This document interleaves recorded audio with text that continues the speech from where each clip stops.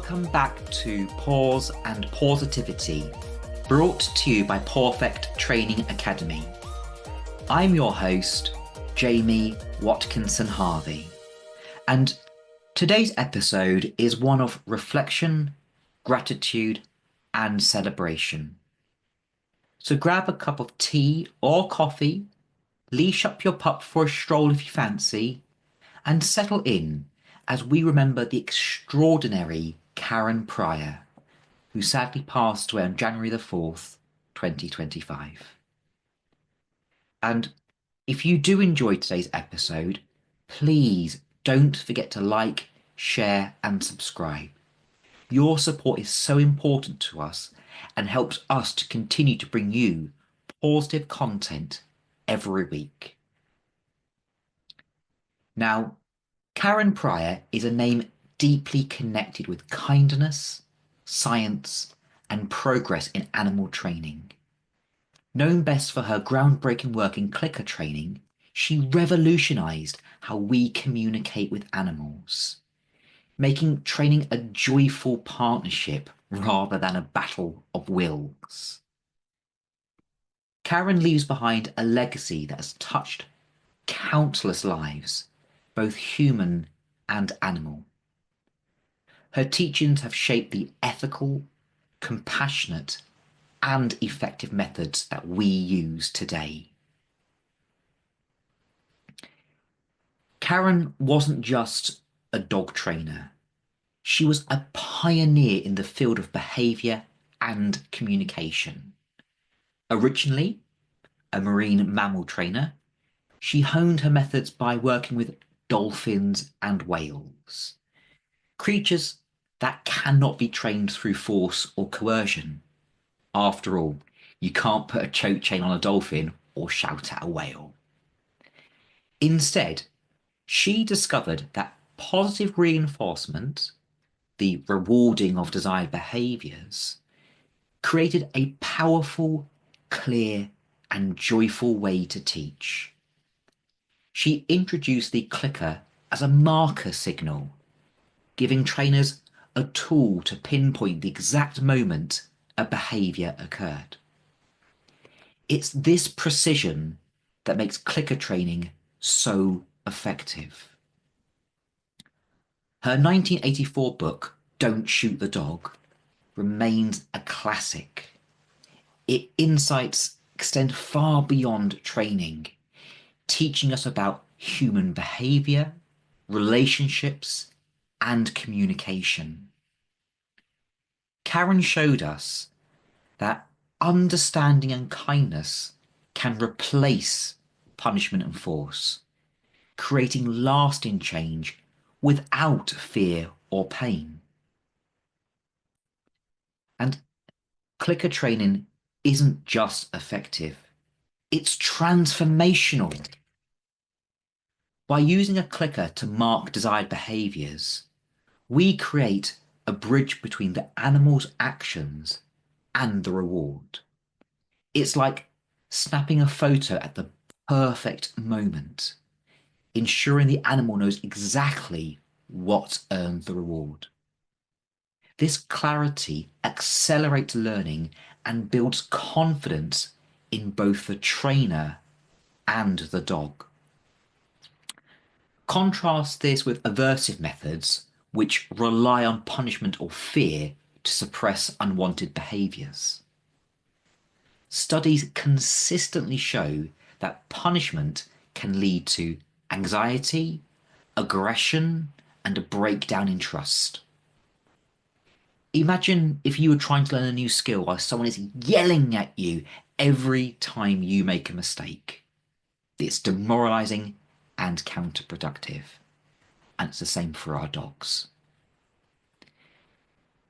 Karen's work proved that animals, just like people, thrive in environments where their successes are celebrated rather than their mistakes being punished.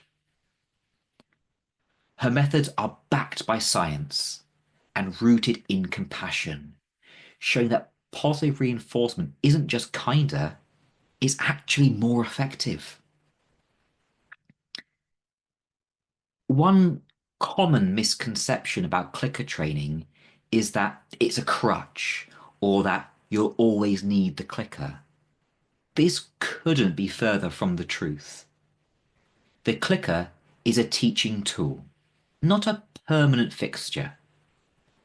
Once the behaviour is learned and reliably performed, the clicker is phased out, leaving you with a well-trained dog who responds to cues without hesitation. And yes, while you can't take a clicker into the competition ring, it's important to remember that the ring is a showcase of training, not the training itself. The clicker's job is done by the time you step into that space. And let's not forget, you can't take aversive tools into the ring either.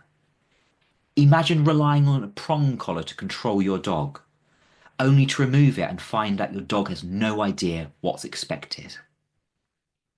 And that's the difference. Clicker training builds understanding, while aversive methods can often create dependency on the tool that's being used. The principles that Karen championed are alive in every positive reinforcement trainer, including myself.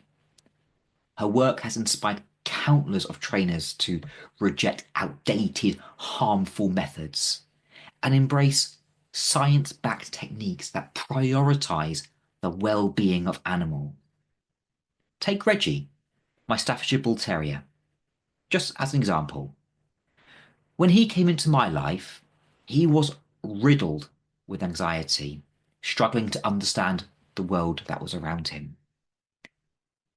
By using positive reinforcement and clicker training, I was able to help him build confidence and to learn to navigate his environment without fear or anxiety. Today, Reggie stands a testament to the power of patience, understanding, and the methods Karen Yu so passionately advocated. Karen's work also paved the way for a greater public awareness about the harm caused by aversive training tools. Devices like shock collars, choke chains, and prong collars may offer a quick fix, but the long-term damage that they inflict on trust, behaviour, and emotional well-being is undeniable. In the UK, just an example, the use of electric shock collars has been banned in Wales since 2010, and there's ongoing pressure to extend this ban across the entire UK, a ban that I wholeheartedly support. And this progress is thanks in no small part to the education and advocacy efforts inspired by Karen's teachings. As we remember Karen, let's honour her legacy by continuing to champion the values she held dear. If you're new to clicker training or curious about positive reinforcement, now is the perfect time to dive in. Start small. Teach your dog a simple behaviour like a hand target or a sit and use the clicker. Celebrate those small little moments of success and watch your bond with your dog deepen. And if you have been using aversive methods, it is never too late to make a change. Remember, every interaction is an opportunity to build trust and understanding. Your dog deserves kindness, and you deserve the joy that comes from seeing your dog thrive. Karen Pryor's influence reaches far beyond the realm of dog training. She showed us that compassion and understanding can reshape not just how we train animals, but how we interact with the world. Her work reminds us that training isn't about control. It's about communication, partnership, and mutual respect. So, as we say goodbye to Karen Pryor, let's commit to carrying her legacy forward. Let's train with kindness, advocate for science-based methods, and inspire others to do the same. And let's remember that every click, every reward, every moment of connection is a tribute to her remarkable life and work. Thank you so much for joining me on this special episode of Paws and Pawsitivity. If you did find today's episode meaningful, please like, share and subscribe. Your support does mean an awful lot. And if you would like to support the show, head on over to www.pta.dog and visit the podcast page to make a donation. Your support helps us to continue to bring you positive content every week. Until next time, woofity woof.